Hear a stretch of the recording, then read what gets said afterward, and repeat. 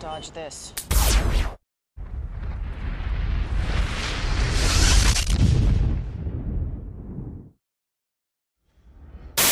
You are listening to the Truth Frequency Radio Network. No hate, no hype, no fear. One world currency. The New World Order. Those are the roots of trouble. I imagine that right now you're feeling a bit like Alice, tumbling down the rabbit hole. Let me tell you why you're here. You're here because you know something. What you know you can't explain, but you feel it. You felt it your entire life. That there's something wrong with the world. You don't know what it is, but it's there, like a splinter in your mind, driving you mad. It is this feeling that has brought you to me. This is your last chance. After this, there is no turning back. You take the blue pill, the story ends. You wake up in your bed and believe whatever you want to believe. You take the red pill, you stay in Wonderland, and I show you how deep the rabbit hole goes. All I'm offering is the truth, nothing more. For we are opposed around the world by a monolithic and ruthless conspiracy that relies primarily on covert means for expanding its sphere of influence, on infiltration instead of invasion, on subversion instead of elections, on intimidation instead of free choice, on guerrillas by night instead of armies by day. It is a system which has conscripted vast human and material resources into the building of a tightly knit, highly efficient machine that combines military, diplomatic, intelligence, economic, scientific, and political operations. Its preparations are concealed, not published. Its mistakes are buried, not headlined. Its dissenters are silenced, not praised. No expenditure is questioned, no rumor is printed, no secret is revealed. But I am asking your help in the tremendous task of informing and alerting the American people. And now, welcome to another episode of Down the Rabbit Hole. Here's your host from federaljack.com. It's Popeye. Ladies and gentlemen, welcome to another live edition of DTRH. It's February 17th, 2015. Tonight's edition, I'm going to be playing two interviews that I have done previously with Doug Rokke about depleted uranium and Gulf War syndrome. Included in there is the Anthrax vaccine and a bunch of other things. But I wanted to play these for you because the interviews I did with Doug, when I did them, I was on one network for the first one, and a second network, a different network, when I did the second interview with him, and neither of those two networks were Truth Frequency. So unless you've gone back and listened in my archives to my older stuff on federaljack.com, which you can go to federaljack.com/Popeye, federaljack.com/Popeye, and that's the free downloadable archive page with all my stuff there. But if you haven't gone and listened to those shows I did with Doug Rokke, then you're missing out on a ton of information. So it's imperative that the listeners get a chance to hear this. So that being said, tonight I am going to be airing the two interviews I did with him back to back. They'll fit just perfectly into the amount of time I have tonight. So tonight, sit back, get your pad and your pens. I always tell you take notes, or your little notepad, maybe type it in your computer or on your phone, however you take notes. Get ready to take notes. You can do some investigative research afterwards. I urge you to do so. Sit back and listen to what Doug Rokke has to say. And you'll hear who he is. If you don't know who he is, you'll hear who he is. And he gets into depth about what he saw, what he experienced, his team, DU, the Anthrax vaccines, and Gulf War syndrome. Here we go. Ladies and gentlemen, welcome to this special broadcast, this edition of Down the Rabbit Hole.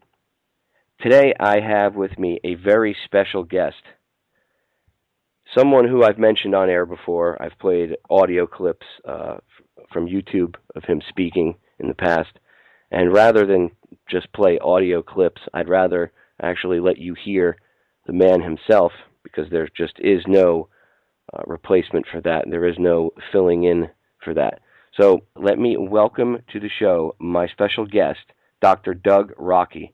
Doug, welcome to the broadcast. Well, thank you very much. I stumbled upon you through Joyce Riley, actually, years ago.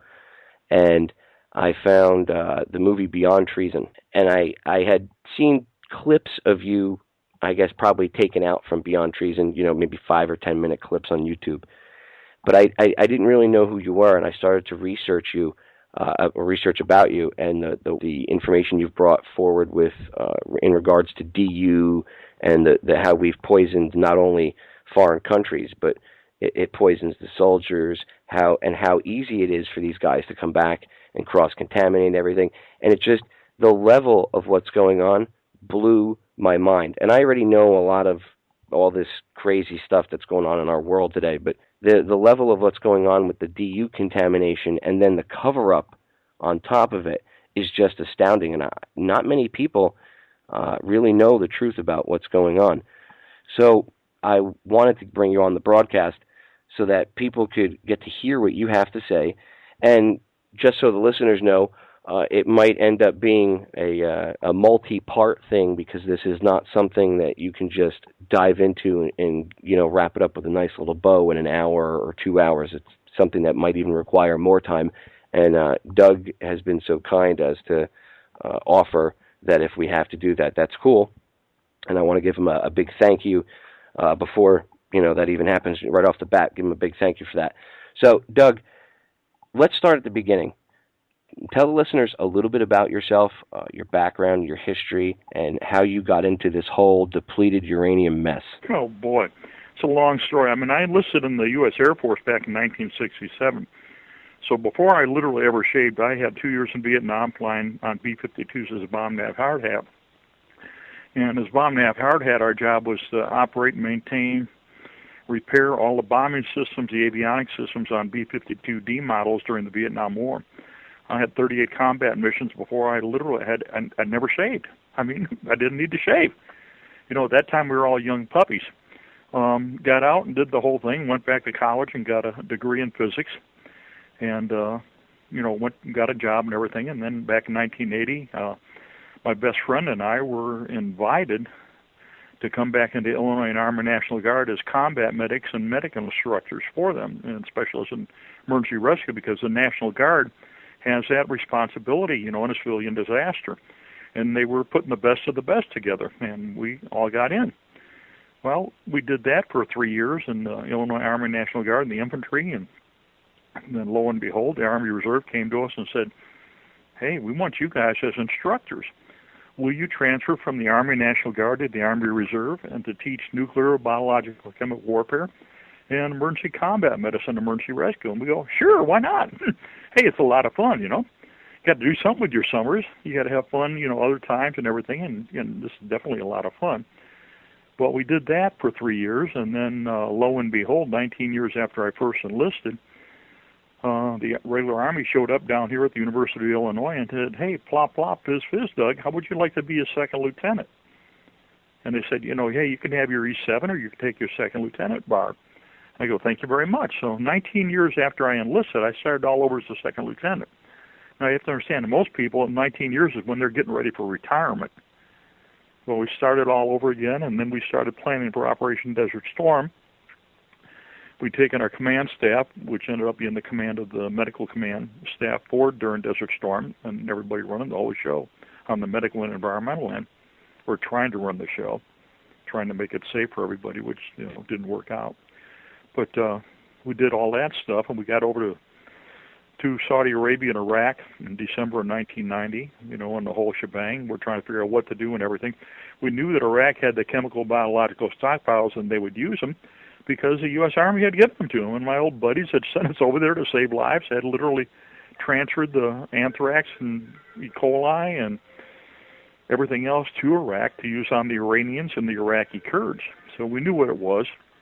December of 1990, we made the conscious choice to destroy and blow everything up in place that the U.S. had given Germany, England, everybody had given to Iraq, and includes the Soviets. And we did. We didn't go to Norman Schwarzkopf's autobiography, It Doesn't Take a Hero, on page 390, and just confirm that. He talks about it openly. So again, when they came around, this go around and said, Iraq has weapons of mass destruction, NBC, all this stuff, they're going to use it. and we need to launch Operation Iraqi Freedom to stop them. Everybody knew it was lies because there wasn't anything left. It had been all destroyed because we gave it to them and then we destroyed it. Well, after we did this, we're putting all the Chem Bio stuff together, and Bowers Raiders was in charge of that, and today too many are died, and they're all very sick, and continuously having medical problems, and continuously being denied medical care. I mean, one of our team members just denied a whole bunch of medical care at the Danville VA Medical Center just last week, and we're fighting for it. Anyhow, the letter came down by the U.S. mail from Colonel Charles Day and said, hey, guys, you better start thinking about depleted uranium. And we go, what's that? Nobody knew. I mean, we had all our equipment, all of our resources. You know, we've been doing NBC and hazardous materials and everything at the university and the public and the military for years and years by that time. And next thing we know, the ground war's over, and Schwarzkopf got an order from the Pentagon, told the theater medical commander, D.G. Zulis, to go find Doug Rokke and his team and tell him to clean up the mess. Well, as we say, the rest is history. That's how it all started. Let's get into the first Gulf War. And not many people realize, and in fact, you actually educated me off air a little bit, even before we did the interview today, that I had mistakenly, and I think this is a lot of researchers that know about depleted uranium do this, because it seems to be the consensus of opinion that a lot of us thought that the first Gulf War was the very first use of depleted uranium munitions by the United States. And actually, you corrected that fallacy. It was the first time that, all across the board, they were used, but it was not the actual first time that they were used. So if you could, I'd like to get into depleted uranium, the first time we used it, and then why is it so controversial of a weapon. Now, I know why, but a lot of the listeners, most of the people have no clue about DU, and I think it's really important we hammer that point home. So let's start with, I guess, the first time where we first started using DU, and then into its deployment in the Middle East, and then I guess Schwarzkopf calling you guys up and saying, "Hey, we need you and your team to go in there, Doug, and clean up this mess that we created." Well, the depleted uranium actually came from German research during World War II. And again, the extensive work of both Germany and the United States as they tried to develop nuclear weapons, basically a fission bomb, and then working on to the fusion. What you have is you have to get the fissionable isotopes, and there's a very, very small portion of that. So when you put the mixture in, say, for example, you've got all your raw uranium that goes in there, you got 99% by weight, 99% by mass, or by weight, however you want to define it, is uranium-238. And then you've got a small percentage, 7% or 8%, that's 0.7 or 0.8%, 0.7.8%. That's less than 1 pound out of every 100, which is 235.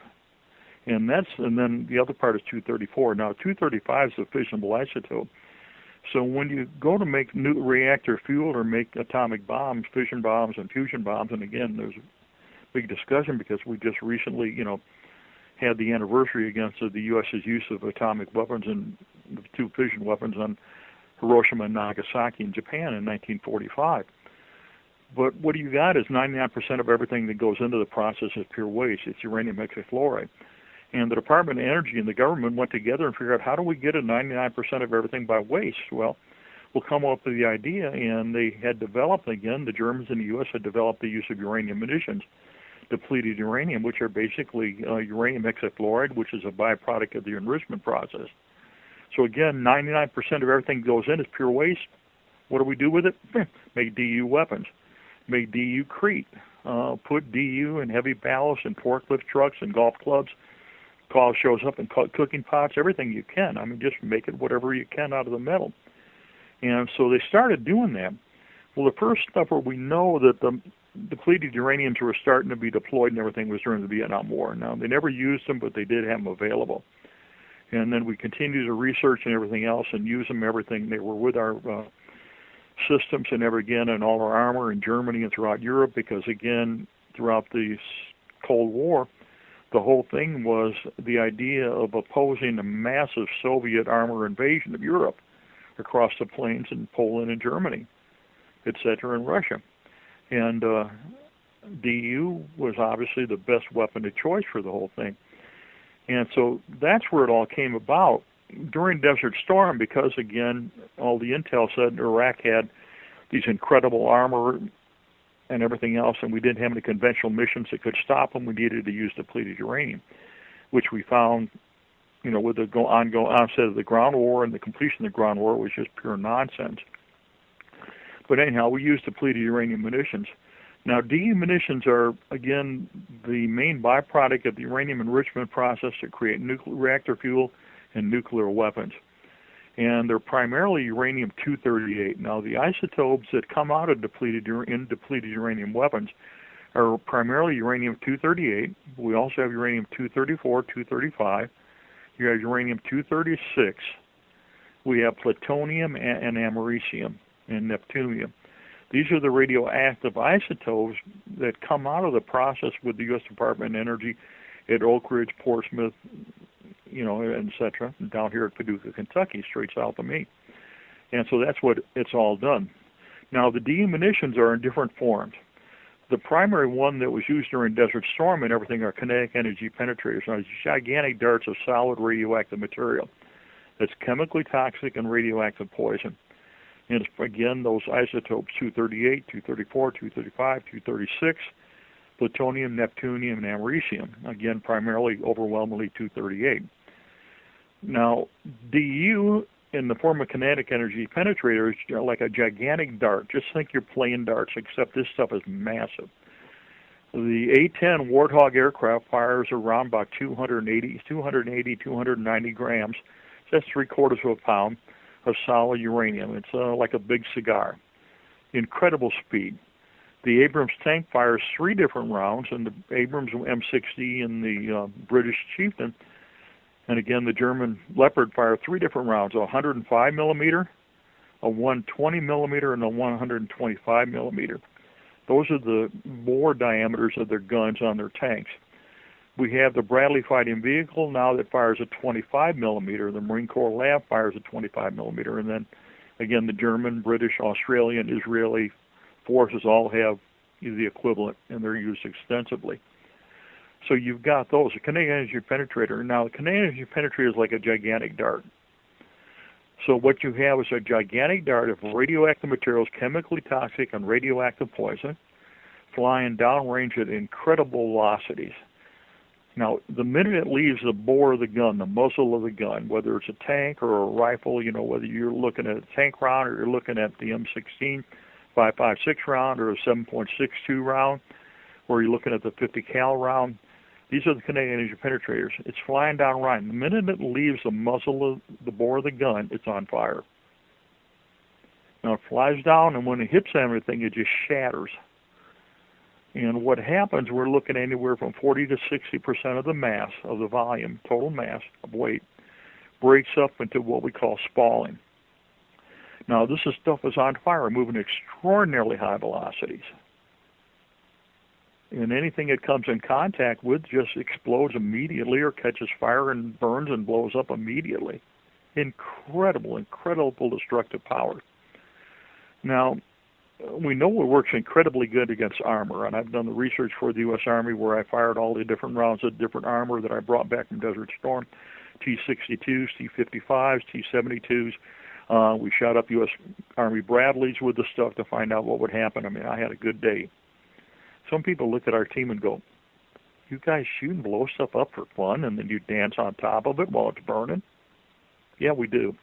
You got to have fun, right? That's the best part about being in the military. Yeah, blowing stuff up, huh? Our problem is we're blowing stuff up to find out how to clean it up and what are the medical effects. So we're not blowing stuff up. I mean, we obviously blew stuff up and did everything to kill and destroy, and we had incredible success at that. But then we were tasked to figure out how to clean up the mess and provide medical care. I mean, once you blow stuff up and contaminate, you got to clean it up because you can't leave it there. And that's what the U.S. military has done historically since antiquity. I mean, we look at the first use during the French-Indian War. before the American Revolution, where we used deliberately contaminated smallpox on the blankets and gave it to the Indians to kill them. That was the first use of U.S. biological warfare, and the U.S. created it. Again, in the French Indian War before the American Revolution, and we've continued to use it ever since, effectively, to kill and destroy anybody who opposes our decisions or actions or the terrain that we want to take over or the resources we want to seize. That's the reality of what it's all about. Because you have to look at what America was founded on. The United States of America was founded on seizing terrain, resources, and everything from the natural inhabitants or residents of the areas where we wanted to take it over. That's how our nation was founded. Nobody wants to talk about that, do they? Then we have the ATOM and the PTOM. Now, these are cluster bombs. These are depleted uranium cluster bombs. Think about a softball or a football. And the outer casing is nothing but radioactive depleted uranium, what we call DU, and then it's filled with high explosive. Now, these are anti-personnel, anti-animal, anti-terrain, anti-vegetable garden stuff, and we use those extensively. Then we have, up and beyond, so kinetic energy penetrators, and we have the cluster bombs or landmines. Then we have the bunker busters, GBU-28. Again, the U.S. has given extensive number of these munitions to Israel to use in Lebanon and use in the Gaza Strip, and they use them effectively. I mean, extraordinarily effectively. And in fact, when we started to develop the safety protocols and everything for U.S. use of uranium munitions after Desert Storm, one of the things that I went back to look at is the Israeli protocols that they had developed when they used them in the Sinai and back in the 70s and 72 and 73 and 74, and then when we used it extensively again, since then in Lebanon and Gaza Strip. And the Israelis, I'm sure, knew some of the effects of the depleted uranium rounds, correct? They knew it from the get-go. We gave it to them, and so they could find out how it would work. But yeah, everybody knew. I mean, that's a given stuff. I mean, all the confirmation of the physiological health effects of the non-fissionable isotopes goes back to the 1943 that I can confirm talking to the people from the Manhattan Project. I mean, this is one-on-one discussions with people who have known it forever. And so we knew what it was going to do and everything else. Well, during Desert Storm, the majority of the casualties during Desert Storm, and when I mean casualty, I mean wounded in action and killed in action in the U.S. military and the U.S. coalition, were all friendly fire due to depleted uranium. In other words, it was not so-called enemy fire, Iraqi fire, that killed most of our troops. It was our own enemy fire that killed them. And we had to go clean that mess up. It's not real fun when you have to scrape, never mind. Not real fun to scrape up American-friendly fire casualties.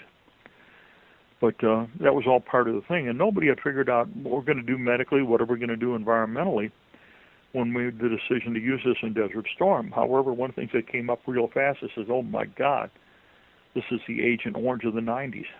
Well, it's the Agent Orange of now, too. Agent Orange has devastated the Vietnam veteran population. Agent Orange has devastated the inhabitants of Cambodia, Laos, North and South Vietnam, China, Southern China, Korea, wherever we used Agent Orange. I mean, it's just a devastating effect. And they're still in denial about it, but they recognized right away that DU was going to be worse than Agent Orange was, and they're correct. So anyhow, we had all this stuff, and we did it, and what had happened with the completion of the ground war, nobody had figured out anything. Well, lo and behold, up in the Pentagon, they knew our team existed, they knew I existed, and they sent a message to Schwarzkopf and said, hey, go find Doug and his guys. Tell them to clean up DU. We'll send some other guys over from Rock Island Arsenal to help with you, and the guys from Defense Consolidation Facility down in Barnwell. That's with the U.S. Department of Energy and Savannah Riverside. And they did. But it was kind of like, okay, guys, we'll figure it out. Well, we had to figure everything out from scratch. It means we had to decontaminate it. We had to clean up the mess. We had to make safe, clean up all the unexploded ordnance, because we not only have DEU, we have explosives, we have all the explosives, we have all the contamination, and ain't nobody else going in there.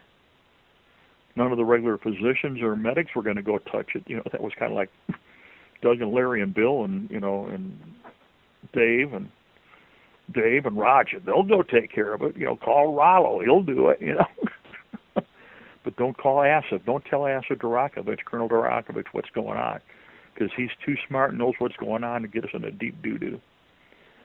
Well, we did it. It took us 3 months to clean up the 15 Bradley fighting vehicles and 16 Abrams that were destroyed with depleted uranium munitions, just U.S. vehicles alone. The U.S. command refused us to provide assistance to the British, who had friendly fire from DU of their own, again caused by U.S. Military personnel shooting up the British with friendly fire. We did the whole thing, and everybody got sick right away. Within 24 hours of the assignment, we recognized all the guys involved already were all sick. That includes the guys in the vehicles during the incident, the impact, and then all the recovery teams from the 144th and everybody else. So I had about 425 guys, I think, that were totally involved during Desert Storm. 123 in friendly fire that survived the friendly fire incidents with DU, and then the rest were my recovery teams. And to this day, majority have never received medical care. I mean, in the latest report from the Department of Veteran Affairs, the Colonel John Gingrich, Chief of Staff, again, he was an artillery officer in Desert Storm, and General Shinseki wrote, it came out in, I guess March, April of this year. They said they've been following about 80 people, and they had never even done that. And they knew there were over 400, and they'd never even provided care. I mean, I guys still have friendly fire guys from Desert Storm that have DU shrapnel in their body that are still fighting for their medical care. I mean, after 20-odd years. So you have a nightmare. We knew all the health and physiological effects were right immediately. We were warned about that stuff. I had 2 memorandums that came to me. I'm going to pause it right there, ladies and gentlemen. Bottom of the hour break sneaking up on us. 3 short, quick minutes, and we will be right back. More with Doug Rokke on DU, Gulf War Syndrome, the anthrax vaccines, and more. Stay tuned. It's important information. You need to hear this. Ladies and gentlemen, we are back. Let's get right back into it. When we got interrupted by the break, Doug was talking about depleted uranium and how much destruction it has caused and how much death it has caused, and not just worldwide, but amongst our own here as well. So let's get back into it. We knew all the health and physiological effects were right immediately. We were warned about that stuff. I had 2 memorandums that came to me. One was called the Defense Nuclear Agency, written by Colonel Greg Lyle, and said, oh, my God, this stuff is nasty. It's serious health hazard, political, environmental, economic, all of the repercussions and everything, so we've got to do something about it. And at the same time, I had a Los Alamos memo from the U.S. Department of Defense and the bomb guys at Los Alamos, written by Colonel Ziem, and said, lie, cheat, and steal. In other words, lie in all the reports to avoid all liability for the health and environmental effects of depleted uranium. Well, those 2 memorandum are still in force, and that's what's driving everything today. The United States deliberately and willfully continue to use it, contaminate air, water, and soil. They know they're required by their own regulations to thoroughly isolate the whole area, thoroughly clean up the environmental contamination, provide immediate medical care within 24 hours of exposure, and they simply refuse to do so. Because through the divine right of King, they continue to deny any correlation between the health effects and the use of uranium munitions as directed by Los Alamos Memorandum from March 1st of 1991. And that was repeated again by the Defense Nuclear Agency by the Secretary of the Army, Bobby Walker, in December of 1992. We all got sick right away. Everybody's been sick since. The majority of the friendly fire have never got casualties. Guys with friendly fire, DU shrapnel still in their body, have not got care. Cancer, leukemias, neuromuscular eye problems. I mean, all of us got severe eye problems. I'm trying to get surgery lined up again. My force of VA to authorize surgery again for me on my eyes to save my vision. And we got all the neuromuscular, the skeletal, spinal injuries. I mean, where do we go from here? I mean, the Department of Defense and the Wakayama briefing totally confirms all of this. You know what really kills me is Shinseki. Because he knows about you. He knows about the depleted uranium. He knows about all of this. And he's in charge of the VA now, conveniently. Where's he at? Why is he not stepping up to the plate? And of course, because just another cog in the works. And, you know, they don't want the truth to get out. Because if the truth gets out that depleted uranium is bad, not only do they have to they're going to have to deal with this massive influx of veterans, but then they're going to have to deal with all the Iraqi people and all the other countries, but Iraq just in itself, Fallujah. Look at the Fallujah babies from all these people being exposed to the DU over there. We literally took our toxic waste and dumped it in someone else's backyard. And so if they admit that even one piece of that shrapnel in any of these guys is a cancer-causing agent, bad for your health, DU is bad for you, if they even admit it on paper once, a precedent has been set, and now all of this, Pandora's box opens, and they can't have that. So they're gonna try to bury it on the backs of the soldiers, sailors, airmen, and Marines. It's disgusting. Yeah, well, it absolutely is. I mean, we used it extensively during Desert Storm, and then it turned into a nightmare. And then we used it extensively during the Balkans in 1994 and 1995. We had shot up Hiroshima Island in Japan and Okinawa back in 93 and 94. The U.S. Marines got gun happy and everything. We've used it in Korea. We used it extensively in Somalia and everything else. In fact, the primary medical message on providing medical care for depleted uranium is from October of 1993, and that's known as Somalia message, when we got ready to use uranium munitions in Somalia, which we did do. And I'm not sure against what. I guess we were shooting up camels because, we had a standing joke when I was director of the depleted uranium. A whole bunch of us are all hunters, and we like to do archery. Well, the neatest thing you can do is you can put a depleted uranium head on for your bow. In other words, your arrow tip, okay, is all DU. And so what it is, we said, well, what you're doing is you're, killing them, slicing them, dicing them, burning them, and they're ready to eat at the end because DU is on fire immediately. It hits and impacts, it cuts it all up, cooks the meat right away, and then you can eat right away. I don't know, humor. You have to humor us. But, so again, the whole thing and everything else, so you get all that depleted uranium. Then the other thing, too, is, again, all the warnings and everything for the other thing. We've taken all this radioactive waste, which is uranium-238, 234, and 235, and, again, just spread it all over the place, contaminate air, water, soil, and food contamination, causing incredible medical problems. But, again, still, now you got uranium-235 that we've disposed of that's readily accessible to anybody. And I'm not going to get into it, but 235 is what's used to make nuclear weapons, fission bombs. So you got all of this problem continuously all the way in and out. Well, General Eric Shinseki, who was Secretary of the VA, has had a long history with this stuff. As a consequence of the use of depleted uranium and all the yelling and screaming in Congress and in the military, we had a conference in, I guess, the end of January, early February of 1992, and this was with the Secretary of Defense and the Assistant Secretaries of all the branches, big medical conference at Wright-Patterson Air Force Base in Ohio. And I was one of the keynote speakers on DU, and we identified the health of problems and everything else, what needed to be done. And as a consequence of that, the Assistant Secretary of the Army, Walker, issued a directive to start the U.S. Army Depleted Uranium project at the Army Environmental Policy Institute to look at the health and environmental effects of DU and figure out what to do from that. And that directive came down in December of 1992. We started working on it, and then right away, the Department of GAO for Congress's investigative arm came out with a report in January 93 and said it's all busted, we got to fix it and everything else. Well, by this time, the Army's already got me working on depleted uranium at the Army's main Corps of Engineers Research Laboratory, co-located here at the University of Illinois. And we're already working on environmental contamination, environmental mess where the Army was in violation of NEPA.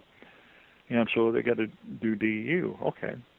Well, we started writing our reports and everything, and as we wrote our reports and submitted up the chain of command, General Eric Shinseki got involved.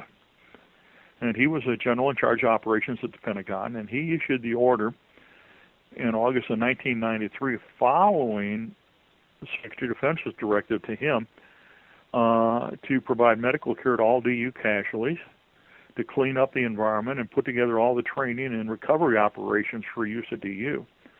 So General Eric Shinseki issued that order on August 14th of 1993, and as a consequence, lo and behold, I went back on active duty as the director of the U.S. Army Depleted Uranium Project, which ended up being Department of Defense project, which ended up being a NATO project. I had German, Canadian, Australian, U.S. military personnel assigned to me while we did the project, and coordinate with all those nations, again, across the whole branch with the UN and NATO. So he's been in the loop completely, and the funny thing is, he's issued the orders. He told us to figure out how to do it, so I wrote the Army Regulations 700-48. We put all the training together, my team did. This governs the health and environmental effects of DEU, how to clean it up, how to medical care, what to do with it when it's used, how do you dispose of it, everything else. And lo and behold, General Eric Shinseki had then got promoted to a 4-star general, and he was the general of the Army. And he signed off on the new Army regulations and protocols of the Army PAM that I wrote, that our team wrote. And so he's been totally involved from day one. And then he moved on to the Secretary of the VA, and we tried to get medical care for me and my team and everybody else since then. But it's nice. He wrote the order mandating medical care. He wrote the order mandating training. He signed the order. You have to understand, I wrote it, but he's the one that made it official for environmental cleanup. And then the easiest way to avoid liability is to have somebody in charge that knows what's supposed to be done because he directed it, but therefore he can make sure it's not done. And then you get everybody in the current military that's out there to avoid all liability, just as ordered by the Los Alamos memo from March 1st of 1991. Kind of frightening, isn't it? And this has been going on, obviously, for a very long time, Doug. And they're just, whitewash doesn't even cover it. Retaliation against any of us that speak out has been blatant and swift and brutal. We were all the insiders. We were their experts. But once we decided to tell the truth and comply with the written orders we had to clean up the environment, to provide medical care for our own guys, and wouldn't lie anymore, we became persona non grata in a heartbeat. You have to make a conscious choice. Who do you work for, God or a general? At least at the end of the day, you can, no matter how bad they come after you, the least you could take solace in the fact that you and the guys that came out and spoke the truth, you spoke the truth. And no matter what, it's historical fact. There are people like myself and others that will never let that be forgotten, that you men stood up against the machine to tell the truth. That's a big, courageous act. And I thank you for, all the crap that you've gone through for providing the information to everybody, Doug. I really do, because I know you've been through hell for what you've, both physically and dealing with the government. So I know not everybody can call you up and say thank you. So I speak for a lot of people when I say thank you for what you've done, because it's much appreciated. Well, Andres Carnegie Botts, Colonel Botts is dead. Command Sergeant Major Jim Runge is dead. Dr. Rosalie Bertel, one of the most, foremost, actually Catholic nun, foremost scientists, got involved with us years ago and trying to help. An expert in all this stuff is dead. Pete Johnson is dead. Sitten is dead. Zuli is dead. Kiefer is dead. We think Tom is dead. Can't find him. Dave and Raj. The reality is the use of uranium munitions contaminates air, water, and soil, affects all physiological systems of the body through chemical toxicity and radiological exposure, and you get sick and then you die. Or you get sick and you try to get medical care. And the bad thing about it, General Shinseki ordered medical care for everybody personally in August 1993. And now he's the Secretary of the VA, and he still is not enforcing it. Kind of wonderful, when the guy in charge can make sure it doesn't happen, they don't have incurring any of the expenses for all the medical care. The cross-contamination, the equipment came back, and everything with clothing came back and cross-contaminated across our nation into families. Devastating physiological effects. Individuals with DU-friendly fire came back cross-contaminated, and their wives came down with cancer and died. One of the wives of one of my team members died from cancer rapidly with cross-contamination after we came back. And that's a big issue that not many people realize, Doug. The fact that if you were exposed to the DU in a war zone and you come back home, it's not like other things where if you were, you get shot your family doesn't get shot. If you get some regular shrapnel that's not DU contaminated, your family doesn't get that. Only you, as the individual with the wound, go through it. But DU is so much more heinous because you can come home from a battlefield and you might look to the naked eye clean, but you're not. And you end up cross-contaminating your family and your children and your wife, and they end up becoming casualties in this. Well, what we know is confirmed that those that did have friendly fire DU shrapnel left in their body, the VA totally confirmed that the shrapnel, got throughout the body.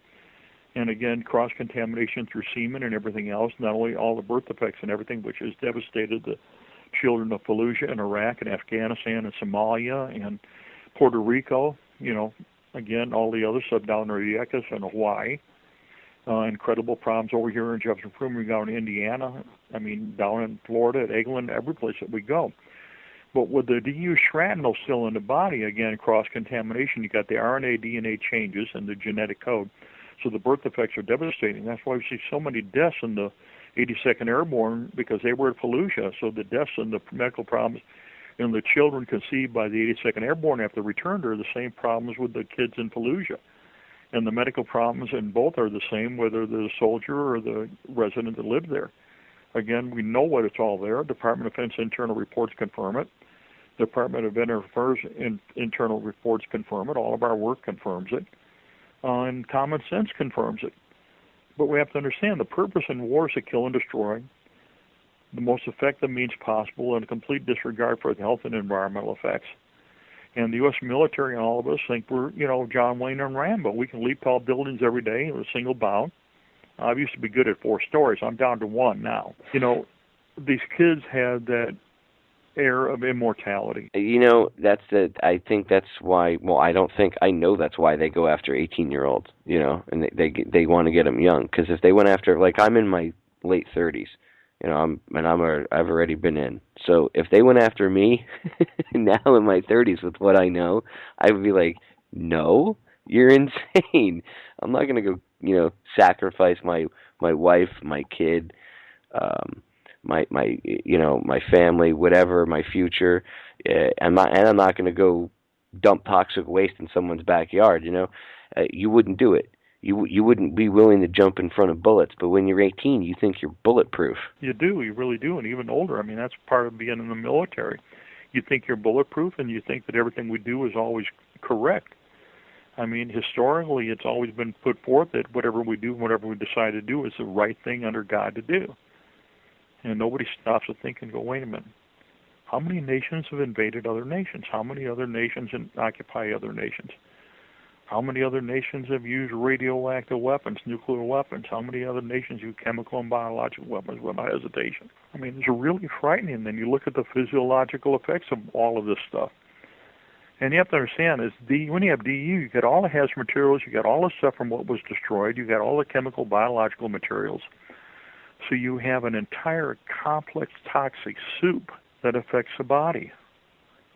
And that's why you have over 300,000 Operation Desert Storm casualties right now, disease and non-battle injury. They're trying to get medical care from the Department of Veterans Affairs. The reason why we have over 1 million Operation Iraqi Freedom and Enduring Freedom casualties, disease and non-battle injury casualties, trying to get medical care from the Department of Veterans Affairs. And Shinseki and his team got a backlog of over 900,000 awaiting the decision to award them medical care. Everybody's extraordinarily healthy when in the military when you got deployed. That's part of what they make sure you are. And now everybody's extraordinarily sick. And the rate of sickness is through the roof. If you compare it to, World War II as opposed to now, and we didn't have the technology we did. Back then we didn't have the battlefield technology to save people like we do now. People didn't have the smarts, and certain things weren't around. So guys died from wounds that today many people survive from. But what's not ever taken into account is the numbers of people that are exposed to chemical weapons, anything from the Anthrax vaccines, anybody that got sick from that, the DU.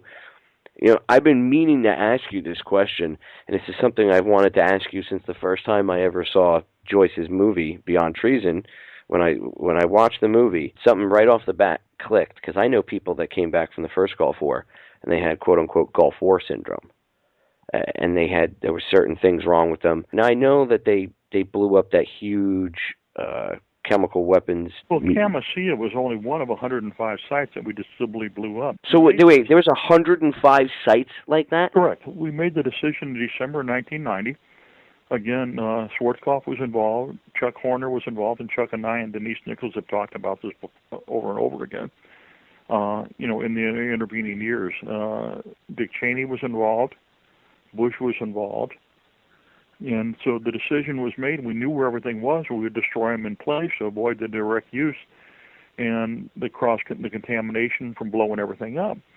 And there were over 105 sites, including Camisea, that were deliberately destroyed. Again, all that video and everything else has been out there. I think you can find it on YouTube.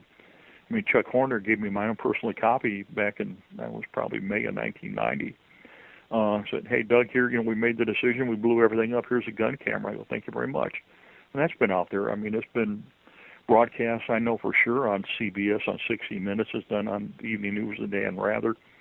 I was in the White House when they decided they were going to get rid of Dan Rather. It was a fascinating day in the discussion. And how big, just so the listeners know, Camisea was not small. It was like the size of a couple of football fields, right? Filled with chemical munitions. Oh, yeah. It was stuff that the U.S. had given to Iraq and chemically we'd assembled, and stuff that they had and other stuff they had developed and everything else. So it was full of everything. Camisea was just an incredible weapons depot for chemical, biological, and conventional explosives. But, that wasn't the other one. When Camp Doha blew up in summer of 1991, again, we'd assemble all the stuff, and there was, again, just human error. They put a grounding strap on a refueling truck and it set a fire that blew up all the stuff there. So you had Camisea in the spring, and then you had Camp Doha, which is now U.S. stuff and everything else, and stuff we, retrieved from the Iraqis that went up in the summer of, I guess it was probably July of 1991. They created an incredible medical nightmare. So you got all of this stuff coming down, all this stuff happening. And what has happened in the U.S. military, just total disregard for the health and environmental effects of war and military operations in order to avoid all liability and avoid the incredible cost, and to continue to be able to use this to kill and destroy effectively without any hesitation or concern for the health or the environment. If somebody wants to just see the effects in how fast this stuff works, and to say, if they say, oh, well, what Doug said is not, there's no way that stuff could, within 24 hours someone's getting sick. Come on, really? Go look at Fallujah. Again, I'll use that as an example because we bombed the hell out of that. Phantom Fury was late 2004, Phantom Fury Part 2. So it was like late 2004, it's 2012. So it's about 8 years since Phantom Fury kicked off, Phantom Fury Part 2. And look at the effects that it's had on the people of Fallujah, the Iraqi people over there. Men and women in Fallujah don't even ask their doctor anymore if it's a boy or a girl. They ask the doctor if it's normal. Yeah, there was an incredible documentary that the French did, it's almost a year ago now, on Fallujah, looking at the health and environmental effects of Fallujah. And again, identifying everything. And what came out was when we started looking at it, we're looking at the same health effects on the infants of Fallujah as we're seeing, as I said before, on the infants of the 82nd Airborne at Fort Bragg, North Carolina. So it's there. You can't deny it. We have to understand the U.S. senior leadership within the VA, within the Department of Defense and all the branches are going to deny any correlation to avoid all liability and to continue to be able to use this stuff, because you have to understand the primary targets are not armored tanks. There are no armored tanks out there in Afghanistan, Iraq, Somalia, the Balkans, Liberia, Sudan, or wherever we're using this stuff. It's just shooting everything up. It's extraordinarily effective against an apartment building or a hospital or a water treatment facility or a sewage plant. And we've got all those video and photographs where that's been done. And we did the research. Yeah, wow. It's killing and destroying. and getting rid of our garbage. We can't get rid of our garbage in our backyard, so throw it into another nation. Because, as Madeleine Albright said, collateral damage is okay. If we kill a few civilians, who cares? Just absolutely unbelievable, the level of... I don't even know what evil is. I guess the only way to describe it, Doug, because it's just insane that they know this is going on. They know that not only are they poisoning, like you said, they're dumping their radioactive garbage in someone else's backyard. So they're poisoning an untold number of people, millions at the very least, and for however long depleted uranium stays around in the soil. What's the half-life of that stuff? Well, you have to go through 10 half-lives, but it's 4.5 billion years. But you have to remember, we've contaminated Everett, Jefferson Proving Ground, Indiana. We've done Eglin in Florida. We've done Hawaii, Schofield Barracks in the Big Island, Honolulu training area on the Big Island, Main Island, Hawaii. Thoroughly trashed Nevada. In fact, I trashed Nevada myself. I had fun blowing stuff up there and putting it all over the place at the Nevada test site. That's what I did. Aberdeen Proving Ground, Maryland. Contamination up in Chesapeake Bay. I wouldn't eat any sea fish out of Chesapeake Bay for anything. All the contamination coming down from Aberdeen that we put in there, I put in there from blowing stuff up. It's incredible. Do you think, like at the Air Force Base in Florida, for example, when a hurricane comes through or a tropical storm, do you think it kicks up the DU and stuff in the soil? Absolutely, totally. We got total confirmation. The British Royal Academy of Sciences totally confirmed the contamination from Iraq has reached northern Europe and then all the way into England. All the data is there, totally confirmed. Chris Busby did all the data collection. There's no doubt about it. We got a small battle and everything, and this stuff goes thousands and thousands of miles. The U.S. Army in their Common Task Training absolutely states that you can't go within 50 meters. That's over about 150 feet, 160 feet radius of any single DU incident without full respiratory and skin protection. That's the Army's own specific guidelines. So if one tank shoots up another tank, the area out there for 160 feet radius around that single shot on that single vehicle is thoroughly contaminated and requires complete decontamination, isolation, and medical care for everybody that was within that area or downwind. When we did the Nevada test site, the downwind pattern is huge. It's incredible. And resuspension is incredible. So it's there and it gets wind or movement or whatever, resuspends it, and it's horrible. When we shot up the vehicles and the Bradleys and the BMPs and we let it settle out and go back into it, resuspended, you couldn't see it. Couldn't see your hand in front of your face. It was strictly just radioactive contamination. I'm going to pause it right there again, ladies and gentlemen, because the top of the hour break, hour 1, is up.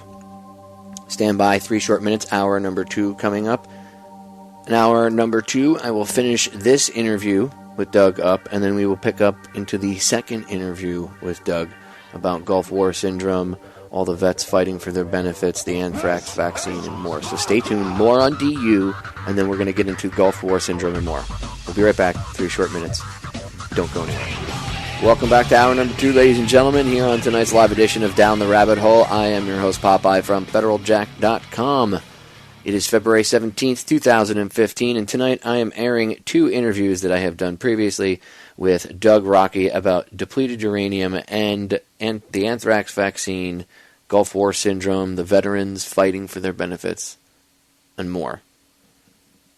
Now, these are older interviews I did when I was at 2 different networks, as I said before, and what I did was I took them both and I put them together that way, and I cut out the commercials and all that other stuff.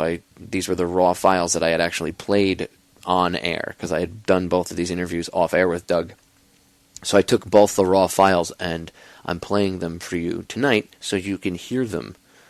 And, there's no commercials, no nothing, except for the breaks here on TFR. But even though these are older interviews, these are the raw interviews I did with Doug. And I want you to hear them because it's important for people to know what's going on. Especially since they're pushing for more war again. And there's people that are like, yeah, we need to get into more war. And they're putting out the war porn on. Well, maybe we should actually see some of the real effects of war. Instead of this glory hound garbage that they put on the movie screen or the televisions. And they glorify killing and death. Maybe people that are joining the military have the right to know what they're really facing, and their families, and what they're going to do to their children and their wives. Depleted uranium is no joke. Neither is the anthrax vaccine, Gulf War syndrome, or anything else that they do. It's absolutely abhorrent. Anyway, I don't want to waste any more time. Let's get right back into it. We're going to finish up last couple minutes of the interview about DU with Doug, and then we'll get into the one about Gulf War syndrome and the anthrax vaccine. Here we go. Do you think, like at the Air Force Base in Florida, for example, when a hurricane comes through or a tropical storm, do you think it kicks up the DU and stuff in the soil? Absolutely, totally. I mean, we got total confirmation. The British Royal Academy of Sciences totally confirmed the contamination from Iraq has reached northern Europe and all the way into England. I mean, all the data is there, totally confirmed. Chris Busby did all the data collection. There's no doubt about it. I mean, we got a small battle and everything, and this stuff goes thousands and thousands of miles. I mean, the U.S. Army in their Common Task Training absolutely states that you can't go within 50 meters. That's over about 150 feet, 160 feet radius of any single DU incident without full respiratory and skin protection. That's the Army's own specific guidelines. So if one tank shoots up another tank, the area out there for 160 feet radius around that single shot on that single vehicle is thoroughly contaminated and requires complete decontamination, isolation, and medical care for everybody that was within that area or downwind. I mean, when we did the Nevada test site, the downwind pattern is huge. It's incredible. And resuspension is incredible. So it's there and it gets wind or movement or whatever, resuspends it, and it's horrible. I mean, when we shot up the vehicles and the Bradleys and the BMPs, and we let it settle out and go back into it, or resuspended, you couldn't see your hand in front of your face. It was strictly just radioactive contamination. Inhalation, ingestion, absorption. The respiratory protection that the Army has will not work. Absolutely will not work to protect you. It's too small. The particulars are so fine they go right through it. It's like, an open barn door. There is nothing that works. And that's why all of us got our lungs affected and everything else, because we wore whatever was available, but then we found out later that it wouldn't work. But it was too late. And too late for Kiefer. And sitting in Mad Dog and Blue and Holland and Peterson and Andrus and Runge. And when you just sit back and realize the level of evil at play here, that they just don't care. They literally just don't care. Anyone exposed to this, anyone at all, is throwaway to them. You and your entire team, everybody that's passed away because of this, it's just disgusting. And what's even worse is they know that this is still an ongoing problem, and yet they're still pumping out brand new munitions every day made of depleted uranium. Every day they're sending healthy kids over to foreign countries to shoot things up with this crap, or even here at home on the training ranges, like you said. And then a storm comes in, or a wildfire or anything, and if that stuff is in the soil, it gets picked up, and now it's being dispersed up back and through the atmosphere, and it's being thrown back up into the air again and spread even farther and just all over the place. It's mind-numbing when you look at it to realize the level of contamination out there, and everybody's walking around like, there's nothing wrong with it. They don't even know that it exists. It's like the silent killer. It really is. The military is required to have full training. I mean, there's 3 tiers of training that we put together that General Shinseki signed off mandating personally. And again, all the other generals did, same thing. Secretary of Defense did, Hammer did, back, I guess, in January 99. It's all blurred together now. But they're not told. So the kids that are going over the current time are not given the training equipment. They're not given the information. They get sick and they're not given the medical care. They're not even given the post-deployment physical assessment they're supposed to do, and then it disappears if it is done. They go to the VA and they deny any correlation between all the stuff to avoid liability, and they treat you like you're dirt, and you give up. And so the kids are sick, they're ill, they need medical care, they need help, their families are in disintegration, and they're turned away. And they've always been brought up to believe that they would help them. Well, all hope disappears, and then you have incredible spouse and child abuse, you have suicides and everything else. It's lost hope, a generation of lost hope. sent to war for nothing over lies, thoroughly contaminated, and then denied medical care. People need to go on to the various websites, Beyond Treason website, go to grassrootspeace.org website, Current Concerns website, pick up the different things, pick up the Army Regulation 700-48 off of the internet and off the Grassroots Peace. Read it. Read the medical directives. Read the Wakayama briefing from Colonel J. Edgar Wakayama to the leadership in the White House and the Pentagon about the health effects and what they knew what was happening. And then understand it, and then ask General Shinseki himself, why did he order all the medical care and environmental cleanup and not enforce it as a general, and why is he not ensuring all of us get medical care as the director of the VA? That's something the presidential candidates need to ask. They need to take a stand and say, well, we support the troops. Well, yeah, then take care of us. Just don't wave the flag and say we support you and ignore it. I mean, you got these guys who can't get jobs today. Well, they're sick. How are you going to maintain a job when you have neuromuscular, physical, respiratory, memory problems? When you get your brain rattled and TBI, you have to remember, and all of us who had this stuff because had the surgery, you have internal spinal injuries. You just don't have the brain rattle without the cervical spine being damaged, or the thoracic spine being damaged, or the lumbar spine being damaged. But they don't take that into account. And if when they do talk about it, they say that you're going to become a violent extremist because you now have a brain injury. So rather than actually getting the veterans the care they need, they label them as bad guys. So that way, if for whatever reason, multitude of reasons, it's just disgusting.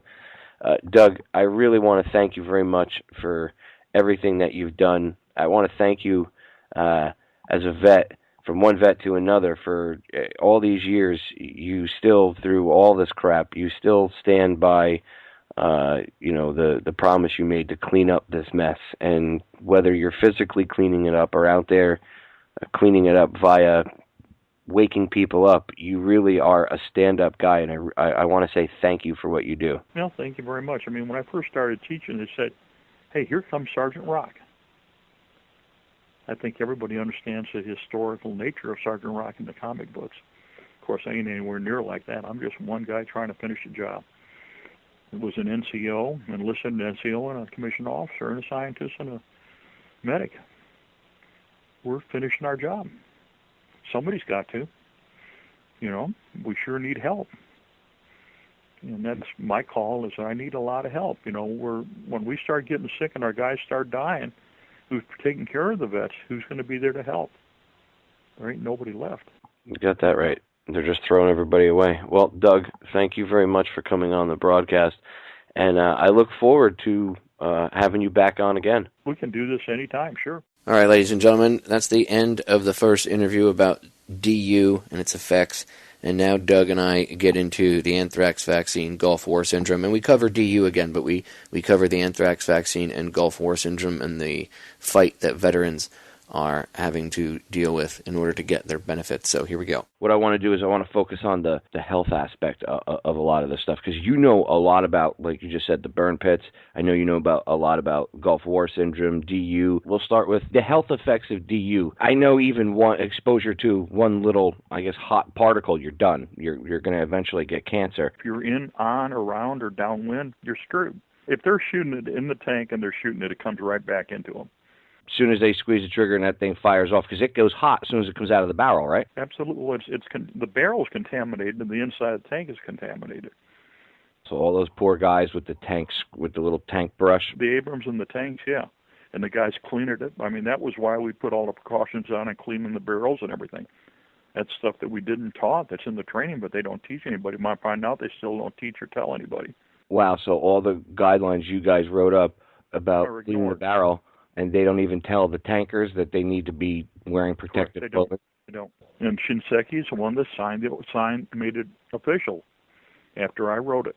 And now he's Secretary of the VA. It's real nice when a plan comes together. And then, of course, the VA denies that DU was bad. That's another scandal, just like Agent Orange. The DU is going to be the Agent Orange of the night. Well, that was the worry on day one, back in February of 1991. That's what the General Franks expressed, and Franks and Brown, that's what they said right off the bat. pagonis. That was what they said during our conversations in 1991. It was in March of 1991. Shinseki signed the orders for medical care. He signed the regulations when he was a general. He signed the first orders for medical care back in August of 1993 based on my input. And then he signed the regulations that I wrote, and they've never complied with. And then Gingrich, it's on the VA website front page, they claim that they've been providing medical care to 79 people, and they never have. And I had over 424 on my team. They claim 113. I had 123 guys that I knew of that survived friendly fire. And they claim they've been doing 79. They provided 79 care to 79 people. Well, they've never even done that. Because when you go to the GAO reports, you can confirm that they only had 51 in 2000. And the only reason we got up to 51 because I was all over their ass. And they just lie and they get away with it. I don't think people realize, Doug, that a lot of exposure to DU, there is a lot of it on the battlefield, but a lot of it is also happens during training. All over the place. And then, we got the DU Crete and everybody. I'm working with the individuals, contractors that were put the roads in where they use DU Crete, and they have all the same medical problems, and it's a nightmare. Why would they make concrete with DU in it? What's the point of that? It's the filament and everything else, incredible strengthening. They don't have to use rebar. Just, type in DU Crete and you'll get all the stuff. Carbon Energy put together all the programs to get rid of all the crap. Is it safe for use? Absolutely not. So it's just as contaminated as all the other stuff? Well, yeah, especially for the road crews putting it together because they're inhaling, ingesting, absorbing, and getting the contamination in through their open wounds, cuts and scratches from work. They're all sick, real sick. And yet the military as a whole, the Pentagon, whoever, has completely ignored it, and they just send all these men to go get contaminated. I mean, that's a crime. We're killing more of our own soldiers, sailors, airmen, and Marines than have died in combat. We're exposing them to, and it's not just the DU. You brought up a really good point that I had completely forgotten about, the burn pits. Well, the burn pits and everything, we got all the complex hazard materials, but it goes all the way back to Desert Storm. So they get rid of all of the waste and all the hazard materials, so they just putting them, burning them in all the burn pits and everything. Okay? And so those burn pits and all the hazard materials, all that stuff goes back to the manuals and everything we put together for CHIPM years ago, which is Center of Health Promotion, everything in the Army's preventive medicine. And that whole thing was, trying to figure out exactly what was there. And one way to dispose of it was to collect it and bury it. Well, the other thing, too, that they decided to do was to burn the stuff. And so they did that. As a consequence, you got all the exposures. And then the Department of Defense and the Army put out a memorandum over a year ago in April, identifying all of the problems, acknowledging the problems, and directing everybody to get the medical care. Well, the garbage that they throw in there, not just trash. I mean, they're putting in brand new computers, brand new equipment. If they ordered it and somebody ordered the wrong stuff into the burn pit, it gets bulldozed. Last year, the Department of the Army issued a medical directive, and this is air quality summary on Bagram Airfield, and it's all the burn pits. And in there, they acknowledge flat out, and I'm looking at the memorandum directly, acknowledge the health and environmental effects of all the exposures. And so, quote, long-term health risks associated with air conditions at Bagram and all this stuff indicates there is potential for long-term exposure levels may increase the risk for developing chronic health conditions, such as reduced lung functions, exacerbated chronic bronchitis, chronic obstructive pulmonary disease, asthma, atherosclerosis, and other cardiopulmonary diseases. And then it directs everybody to go to the VA for medical care. Well, the VA denies that the memo exists, even when they have it in their fingertips. But that's a direct, I can forward the memo to you. You can distribute it out to everybody. We give it to the VA in Danville, VA, in Danville, Illinois, and give it at the War Injuries Clinic, and they still deny it exists. We've asked the American Legion, the VFW, and all other veterans organizations to post it on their website and distribute it to the veterans, and they simply refuse to do so. You ask them to post all the Army regulations and medical directives for depleted uranium and all the exposures, and they refuse to do so. I mean, so you have an entire thing going all the way through to prevent the individuals from getting the information. I mean, post-deployment physical assessments, the DD Form 29, whatever it is, 56, everybody is supposed to have that. What has happened, a lot of commanders simply refuse to do it, and then in a lot of cases where they did do it, what has happened then is it has disappeared out of soldiers' records.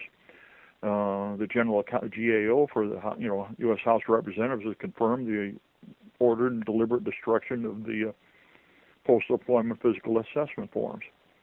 And if you don't have that form, then you can't get your medical care because there's no evidence that you were there. There's no evidence of any correlation between health effects that you have and the health effects that were caused by all of these exposures.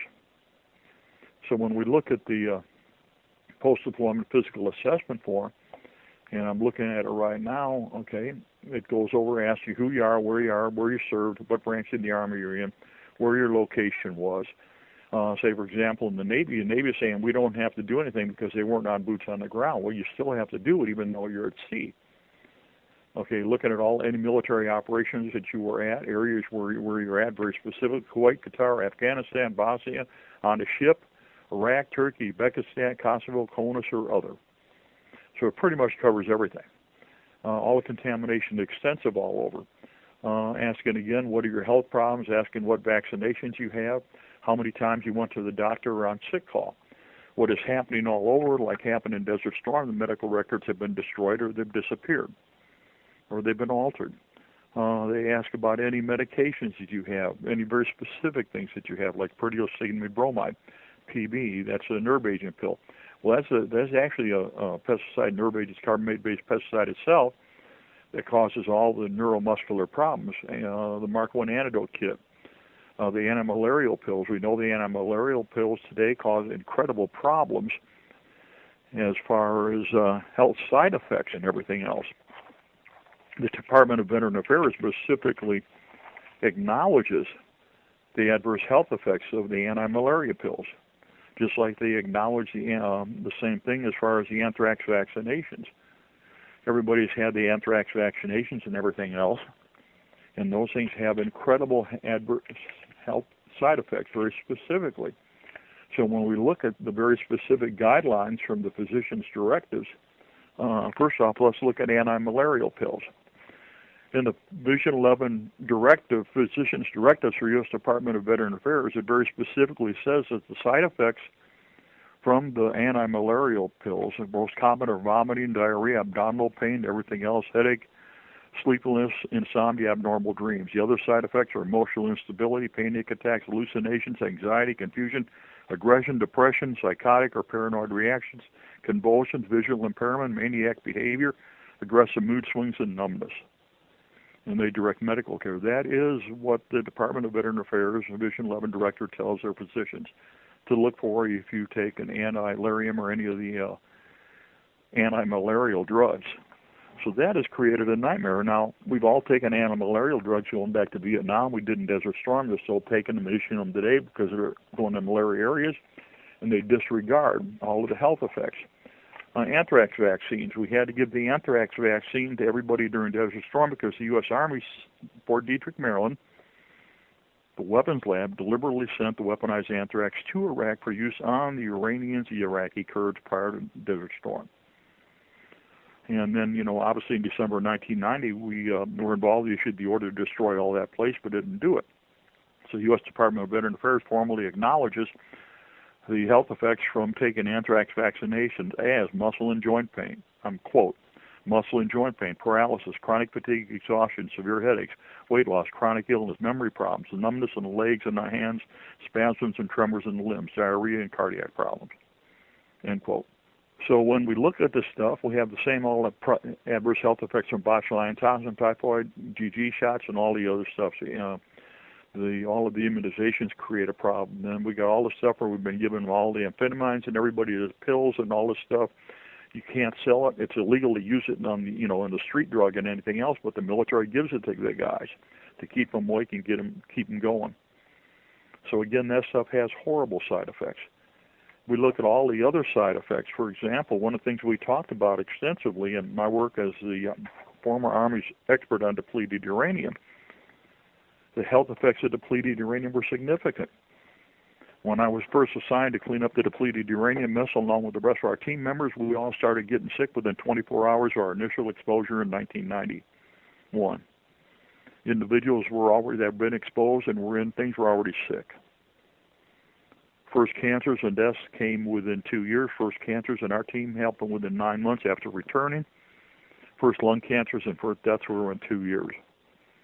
Most recent cancers and deaths have been in the last year of my primary team.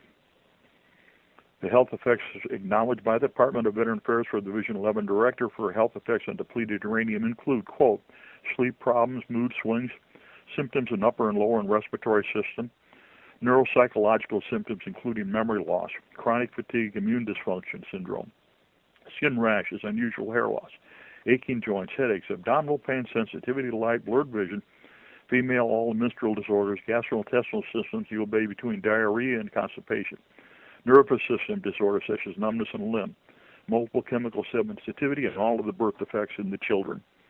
Totally known, totally acknowledged.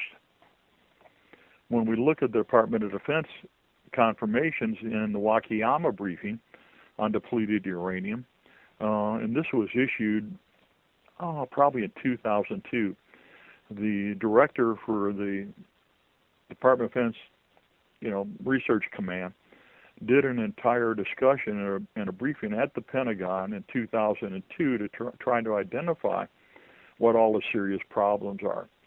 Now, you still find total disavowing, or the Department of Defense and the VA saying there's absolutely no correlation between DU exposures and health effects. Well, that all came from, that denial came from an order that I was given to lie and cheat and steal and everything, and sustain the use of uranium munitions and avoid all liability for the adverse health and environmental effects. So in 2002, the Operation and Test Evaluation Command Director for the Department of Defense, Colonel J. Edgar Wakayama, briefed the senior leadership of the Department of Defense and the Pentagon about the health effects of depleted uranium. And again, came from our work, so we knew what it was. Talks about the radiological problems and everything else. Talks about all of the incredible problems that come about from DU exposures. Talks about all the incredible radiation exposures. DU, quote, DU is radioactive, produces alpha particle, beta particle, and gamma rays. Well, we have alpha, beta, and X-rays, and gamma rays are produced, absolutely. Quote, the alpha particle taken inside the body in large doses has fusion, cell damage, and cancer. Lung cancer is well documented, end quote. Well, the first cancers on my team developed within 2 years, and they died, and they continue to die.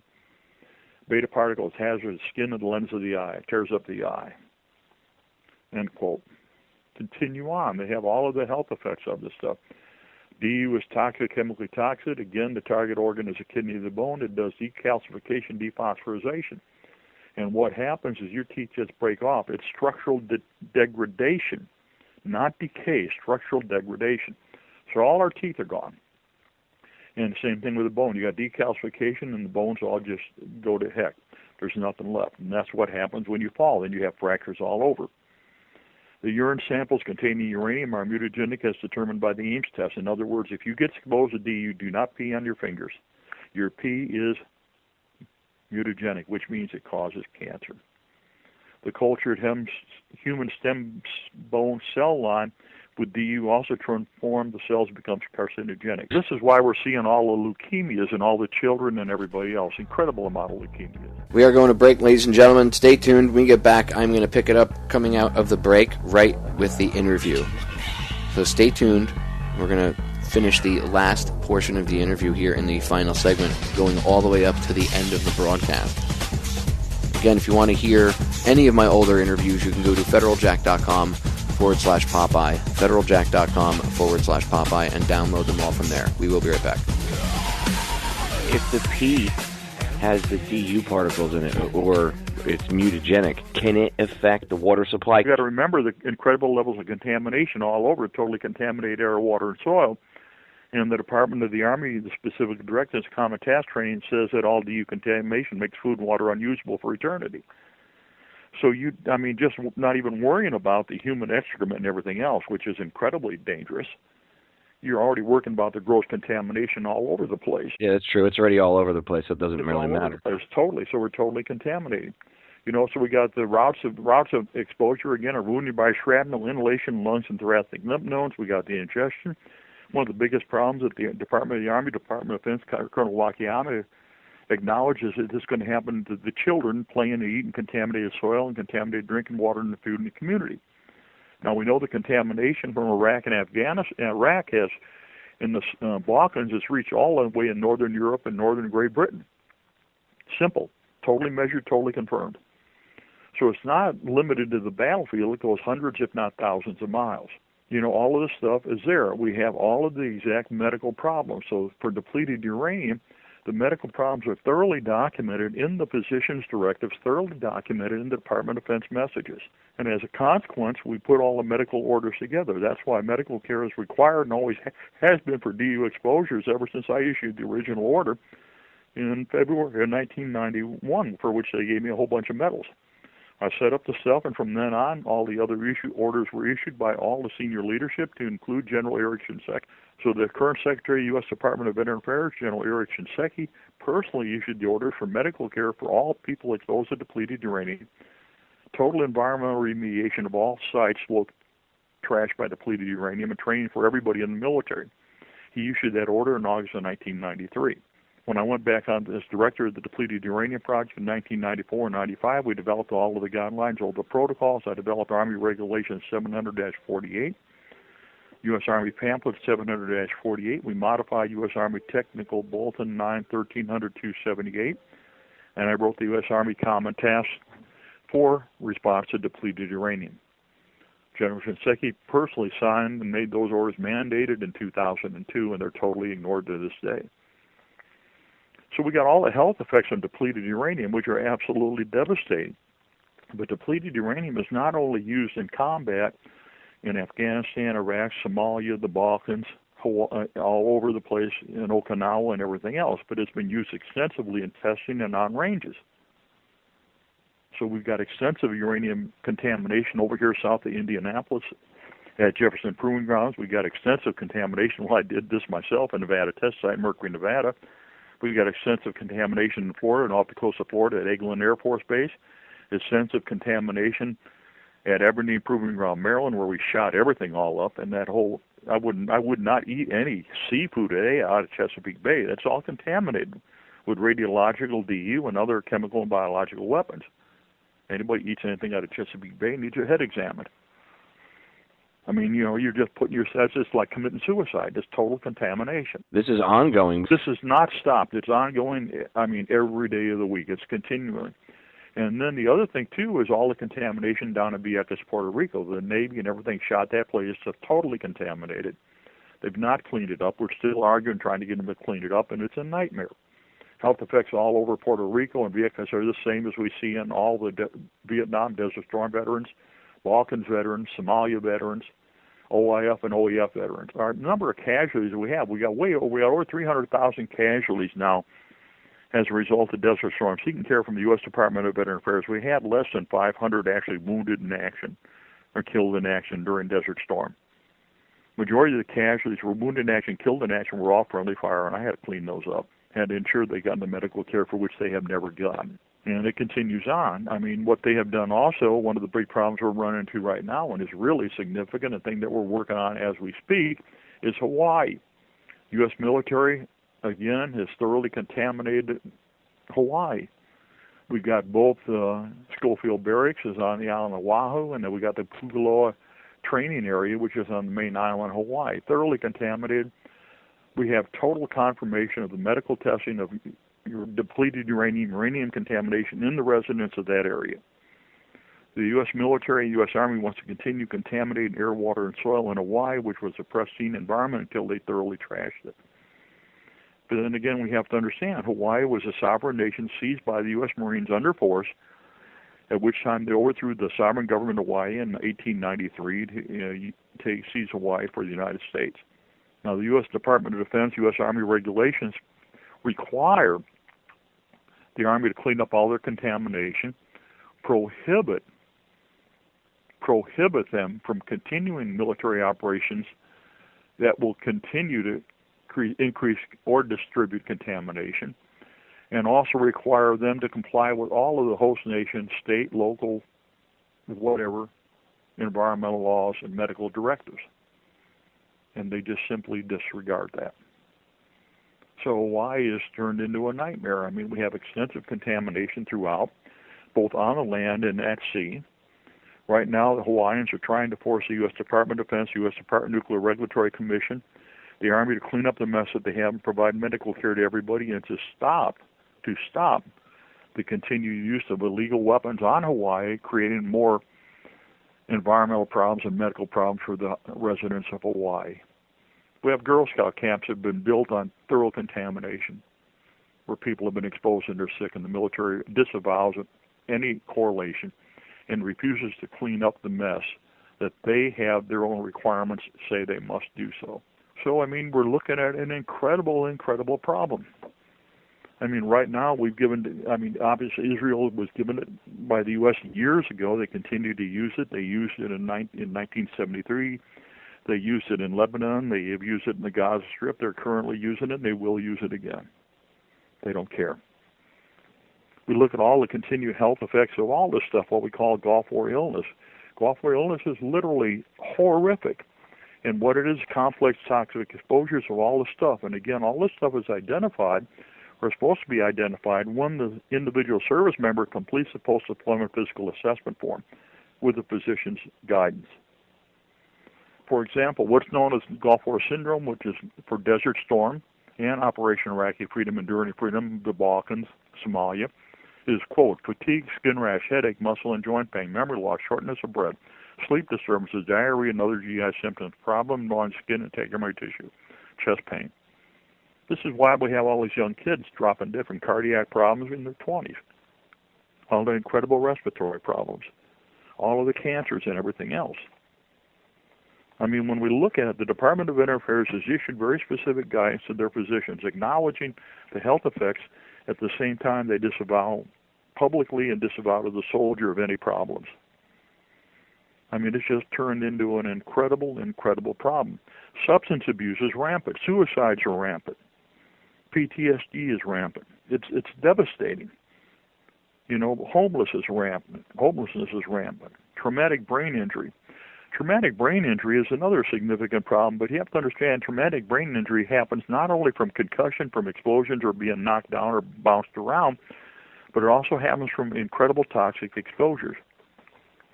Because all these complex toxic exposures have horrible side effects on the brain. They affect the neurophysiology of the brain. And the Department of Veterans Affairs totally acknowledges, even for minor TBI, dizziness, nausea, insomnia, behavioral concentration problems, irritability, depression, anxiety, vision problems, taste problems, fatigue, and mood changes. As it continues to increase, we're seeing all of the problems that we go around, all the incredible levels of headaches, pain that won't go away, convulsions and seizures, inability to awaken, dilation to eyes in people, slurred speech, weakness, numbness in the arms or legs, loss of coordination, increased confusion, restlessness and confusion. Once you're exposed, if someone is exposed, you're screwed. So if someone has noticed any of these symptoms, are there ways to mitigate the effects that or the side effects of the exposure, or will it keep getting worse? It'll continue to get worse, but there are things that can be done to mitigation, but that requires extensive medical care, surgery, and everything else. And that would require the VA admitting that there was actually a problem to get that extensive health care that they would need. Correct. The VA has to admit, and they still continue to deny, as the Department of Defense continues to deny.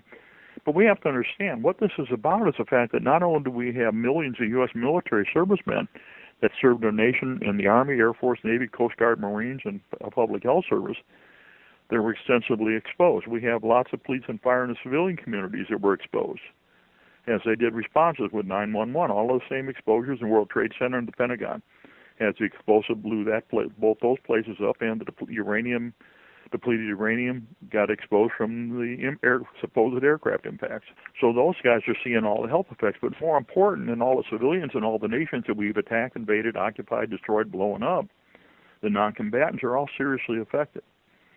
So there's not a day that goes by where I don't have calls or requests, not only from military personnel or family members and spouses that are sick. But I have civilians from all over the world and all over the United States that are sick as a consequence of their exposures from the releases on them.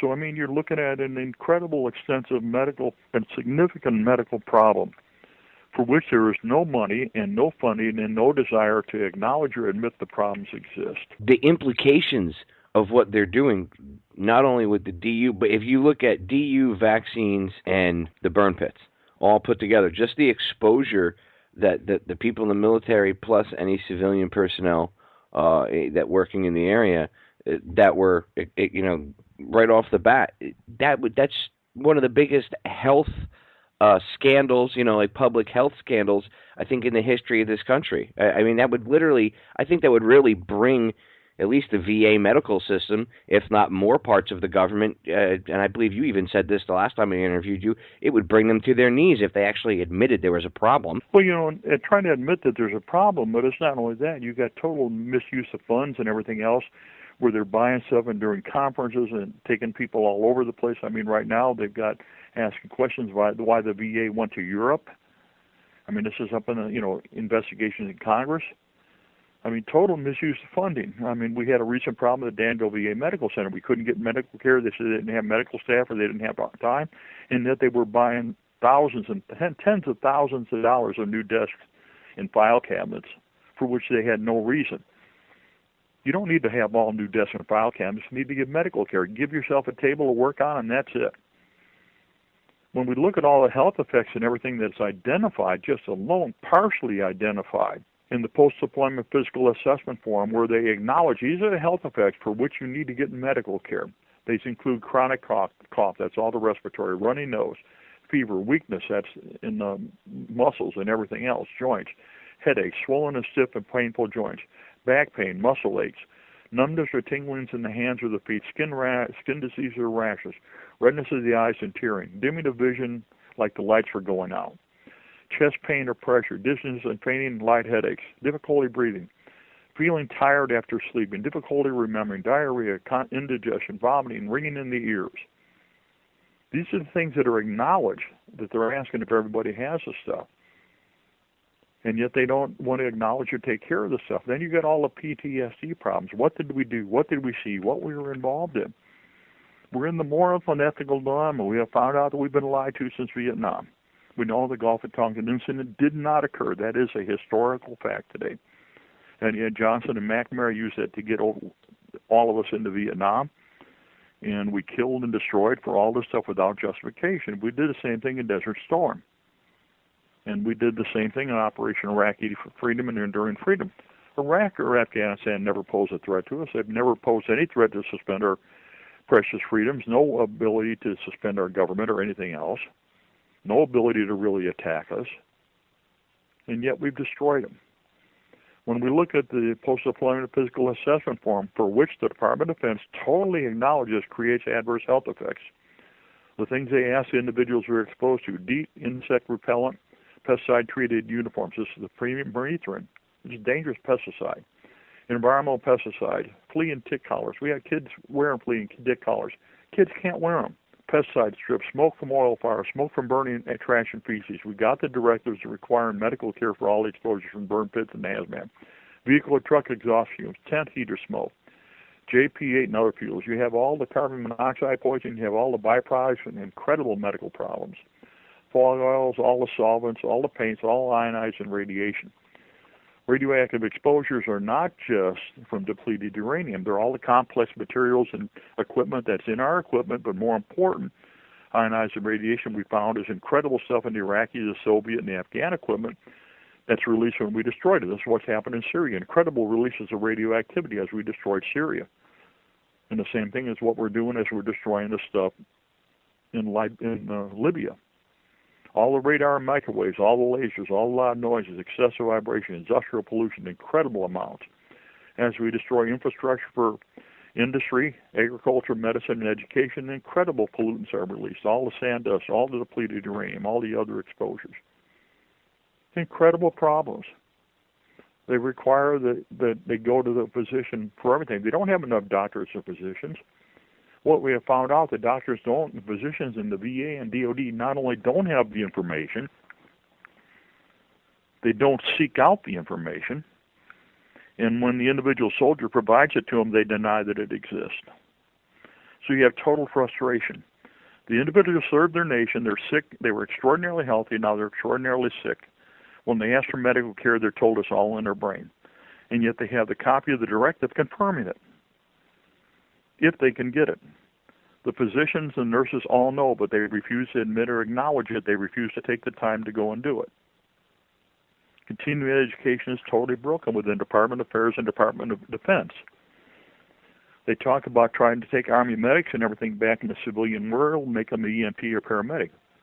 But yet they don't even know why they did the treatment or the care, because they didn't have adequate education before they were taken in the military medical program. And they don't know the anatomy, physiology, and body mechanics, so they can't translate it. We put the programs together 30 years ago when I was involved teaching the combat medical programs, the 91A, 91B, Super B program, Combat Lifesaver program. Our team put that together during Desert Storm, the shortened version, which is used all over the nation. I actually served as director for the Midwest. It's not done. So you don't have the capability to provide medical care. And the desire or the intent for the physician to spend the extra time and go look for it is not happening within the Department of Veterans Affairs. Even when I called for help yesterday, well, we're done. We're done for the day. It's 5 to 4. They start at 8 in the morning and they quit it before 4 o'clock. That includes lunch hour. No wonder people can't get medical care. They don't want to work. They don't want to look. They don't want to understand. They don't want to investigate. Continuing medical education is broken. Acknowledgement. How do you tell the American public we have millions of U.S. military casualties as a result of our failures to act or our deliberate actions creating air, water, soil, and food contamination? How do we tell the American public that we created all these casualties for which we denied medical care? But then more important, we've got all of the family members, all of the spouses with cross-contamination brought back. That's within the U.S. family alone, the military family. Then you've got all civilians all over the nation for where this stuff has been blown up, tested, developed, or built, or whatever, or released that are exposed. On the 18th of April of 75, hardly a man is left alive. We all know that from Paul Revere. Concord, Massachusetts is one of the most contaminated and adverse health problems as a result of depleted uranium emissions in the world because of the SARMET plant up there. The community where our nation was born is thoroughly contaminated with depleted uranium, resulting in serious cancers and all kinds of health problems. It's a super fun site, day in and day out, week after week, month after month, year after year. The individual, the male or the female, went to serve our nation and went over healthy, came back sick, delayed or denied care. They're told to buy into the system. They're told to do everything they did was right, and yet they know what they did was wrong. And so they can't deal with the ethical and moral dilemmas. And the mental health and the VA and DOD don't want to deal with any of the ethical and moral dilemmas. They just want to try and give you more drugs and treat you as if you something wrong with you. That's all they do. I've seen it firsthand with my own 2 eyes. That's all they do. I've seen, I have really good friends. I'm a vet myself, and I have really, really close friends who, some of them do suffer from PTSD, and rightfully so. I mean, that's a natural human reaction to seeing some very horrific things or partaking in horrific things, and then you understand, like you said, you've been lied to. They have these realizations later on, and that's a lot to take on. And see, if the government admits that there were these things that took place that were not right and they were wrong, and that's the reason why these kids are having the problems that they're having and they're committing suicide, well, that opens Pandora's box, because then that leads down the path to, well, what did you do that was wrong? Were there war crimes? Oh, and then you find out about the health effects and everything else, and they can't have any of that. All of that has to be put in a nice little box and closed up, because if there's any of that gets out, that's it. They're done. I mean, and that, like you said, they've put this crap all over the world. So it's not just it would be one thing if it was just the military, but now you have civilian exposure here in the U.S. because of them training and using it. You know, Vieques, Puerto Rico, and then not to mention every other country that we've dumped this crap into now by firing it out of our guns. It's a mess. There's no accountability. There's no responsibility. The Department of Veteran Affairs has been ordered by congressional committees to clean up their act, to stop the incredible waste of dollars to provide medical care, and they totally disregard it. The Department of Veteran Affairs individuals disregard congressional directives. You know, it's sort of like they say, well, if you can't get your care, call a lawyer. Can't get your care, call your congressman. Wait a minute. You already required to provide the medical care. I shouldn't have to debate, argue, or discuss it with you. You just do it. If I go in and have the medical problems, you should know what the exposures were and tell me what the health effects are. I shouldn't have to be the one that has to dig it all up. You tell me. You take care of me. The information is all there. If this was my assignment, this is my duty, and these are the medical problems I have, you tell me why.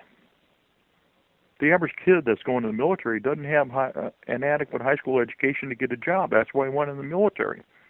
He doesn't have the ability to do math. He doesn't have the ability to read or write. He has no science literacy. And he's going to go in an advanced technology world? I mean, you can't do it. You can't have it. When most military manuals and instructions are written at 4th or 5th grade level and have a real job, you have to have a 9th or 10th grade level, reading level at least. And most jobs today require a college graduate. These guys are not employable, and they're physiologically trashed. They're psychologically wounded. The only hope we got for getting these guys employed is to get the academic and vocational education necessary for their job. But we have to make them healthy physiologically and psychologically to be employed. We can't expect the individual employers to pick up the medical cost as a result of their service in the military. That's a joke. It's not possible. You got all the guys that are enlisted have all social and cultural problems and criminal problems to begin with. And they're just exasperated by service in the military where they're taught how to kill, destroy, and everything else. They put in the environments where they do it, and they come back and they're abandoned. Say tomorrow we said, no more DU. And this is, I mean, I know this isn't a dream world, right? But let's say tomorrow somehow we stopped using DU munitions. Is there a way that we could start to clean up this mess at all, or no? Is it too far gone? Minimal mitigation. That's what the Army Regulation 700-48, the Army Pamphlet 700-48, the U.S. Army Technical Bulletin 9/1300-278 put in place, and I wrote them. I tested them and verified it. We can mitigate, but we can't clean it up. That was why I told them after I did all the testing to serve as a director, they couldn't use it anymore because it couldn't clean it up. When I went in as a director, my intent was to develop procedures and protocols to allow us to continue to use depleted uranium munitions in combat because of the effectiveness, with the hope that we could clean it up, and I found out you couldn't. And once I told them that, I became persona non grata, and I remain persona non grata. It's very simple. Today's military operations contaminate air, water, and soil. Today's military operations result in incredible casualties. Today's military operations result in incredible military casualties, incredible numbers of civilian casualties. Today's military operations result in nothing but political upheaval and permanent contamination of air, water, and soil and food for which there is no recovery. Sometimes I have to wonder if God is pissed. We can't allow to treat, he cannot be happy for us to treat the world as we do. One final question. Would you recommend if someone came up to you and said, Doug, I'm thinking about joining the military today, would you recommend that they join, or would you say no? Well, I joined the military in 1967. I retired in 2009. I spent over 35 years on active duty, reserve, and National Guard. I made it a career because I believed in my nation. I believed in everything. But then what I had to realize is that two things. Number one, if I have a viable threat that does pose a threat to suspend my government or my precious rights, I'm going to be the first one there with my M16. But if not, I'm not going to be. And when we totally lie, destroy, and refuse to provide medical care, proper training, and proper equipment, we send the guys into combat, you're nuts if you join. If you're sent to combat with inadequate equipment, if you're sent to combat with inadequate training, if you're sent to combat, become ill, wounded, or injured, and know you're not going to get the medical care, you've got to make the decision for yourself. If you're sent to combat and you're lied to about why you've been sent, and it keeps changing on why you're sent, you got to make the decision for yourself. I can't make the decision for somebody, but I can sure tell you what has happened and what is happening and what is not occurring and what should happen. They don't care. As said a long time ago, every man, woman, and child is cannon fodder. Every man, woman, and child is expendable. As long as I can make a buck, seize terrain, resources, and overtake or seize somebody, whatever they want, we'll do it. Question is, do you want to participate in it? Or do you want to be a person that works for peace? If you're thinking about joining the military, that's a good question to ask yourself. Do you want to be part of this machine of evil and death? Ask yourself that. Ask yourself that before you cheerlead invading Syria. Ladies and gentlemen, we're out of time. As I always tell you, the solutions to our problems are an inside job. I love you all. Make sure you spread this information far and wide. Let everybody know the evil that's been done. I'll see you all again Thursday. I'm out.